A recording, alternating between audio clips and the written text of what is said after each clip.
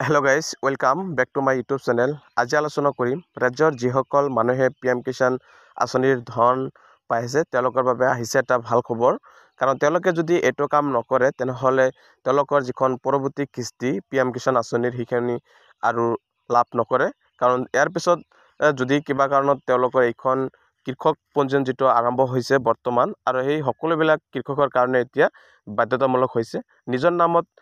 মাটি থকা সকলো কৃষকে এতিয়া কৃষক পঞ্জীয়নৰ কামটো কৰিব লাগিব অৰ্থাৎ ফাৰ্মাৰ আইডি খন বনাব লাগিব আৰু যিসকল PM কিষাণ হিতাধিকাৰী আছে বা যিসকলে 2000 টকা কৈ পাই আছে যেহেতু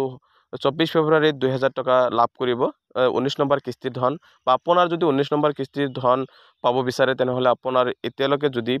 ফাৰ্মাৰ আইডি খন বনোৱা নাই তেনেহলে আপোনাৰ ফাৰ্মাৰ আইডি খন বনাব লাগিব যদি আপুনি ফাৰ্মাৰ আইডি খন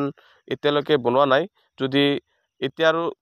কিছুদিন পিছত যেতিয়া আপোনাৰ পৰৱৰ্তী যেটো কিস্তি 20 নম্বৰ কিস্তি তেতিয়া আপুনি আৰু পইচা নাপাব বা 20 নম্বৰ কিস্তিৰ ধন আপোনাৰ বেংকৰ একাউণ্টত নহমাই কাৰণ আপোনাৰ ফাৰ্মাৰ আইডি এটো বাধ্যতামূলক কৰি দিছে PM কিষাণৰ ক্ষেত্ৰত আৰু PM কিষাণৰ এইখন ফাৰ্মাৰ আইডি বনালে কি লাভ হ'ব আপোনাৰ সম্পূৰ্ণ আজি এইখন ভিডিঅ' জানিব পাৰিব লগতে আপুনি কেনেকৈ বনাব কত গৈ বনাব কি নথিপত্ৰৰ প্ৰয়োজন হ'ব সম্পূৰ্ণ এটো ভিডিঅ'ত জানিব পাৰিব গতিকে স্কিপ নকৰাকৈ চাই থাকিব এয়া চাবলৈ পাইছে যিখন ইয়াত এটা নোটিছ আহিছে কৃষকসকললৈ বিশেষ গোহাৰি কৃষক পঞ্জীয়ন ফাৰ্মাৰ ৰেজিষ্ট্ৰেচনৰ বিষয়ে আপুনি অৱগত নে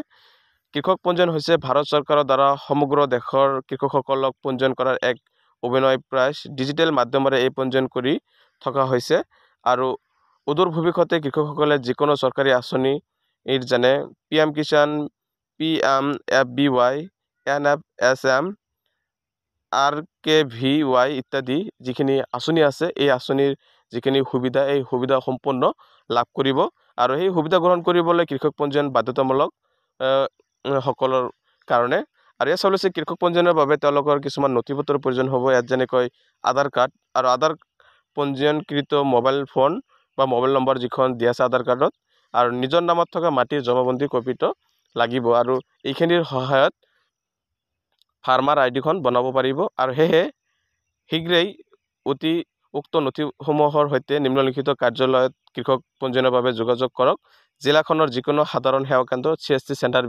যিমো আছে সেই CSC চেণ্টাৰসমূহত আপুনি গৈ বনাব পাৰিব খণ্ড উন্নয়ন বিষয়ৰ কাৰ্যালয় মহকুমা কৃষি বিষয়ৰ কাৰ্যালয় জিলা কৃষি বিষয়ৰ কাৰ্যালয়ত আপুনি বনাব পাৰিব ফাৰ্মাৰ যিখন আইডি বা কৃষক পঞ্জীয়নৰ কাৰণে আপুনি তাত গৈ আবেদন কৰিব পাৰিব আৰু ইয়াত যিখন চাউল পাইছিল যে প্ৰধানমন্ত্ৰী কৃষক সন্মান নিধিৰ 19 অংক কিস্তিৰ ধন অহা 24 ফেব্ৰুৱাৰীত